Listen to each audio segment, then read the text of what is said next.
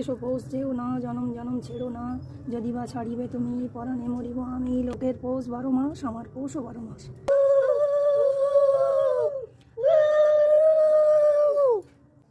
কি ভাবছো রাত্রেবেলা আবার শাঁখ উলু দিয়ে কি হচ্ছে?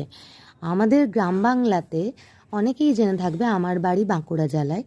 তো বাঁকুড়া জেলায় পৌষ মাসের সংক্রান্তির দিন, অর্থাৎ মকর সংক্রান্তির আগের দিন রাত্রেবেলা করতে হয় এটা পৌষ সংক্রান্তির দিন ভোরবেলা।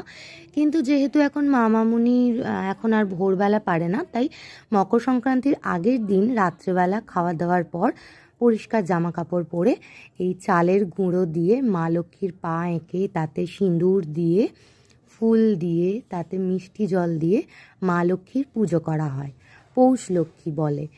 আর আমি যদি কোথাও কিছু ভুল বলে থাকি তাহলে ক্ষমা করে দেবেন, আমি যতটুকু জানি ততটুকুই বললাম।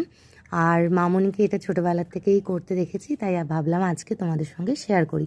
আর তার সঙ্গে একটা মন্ত্রও বলে, মানে একটা ছড়ার মতো বলে। তো দেখতে থাকো। আর এটা হচ্ছে আমাদের কালচার, আমরা বাঙালিদের অনেক রকম সুন্দর সুন্দর নিয়ম আছে, তার মধ্যেই একটা তুলে ধরলাম। সর্বতোপাহিমাং দেবী মহালক্ষ্মী নমস্তুতে। এসো পৌষ যেও না, জনম জনম ছেড়ো না, যদি বা ছাড়িবে তুমি পরাণে মরিব আমি। লোকের পৌষ 12 মাস, আমার পৌষও 12 মাস।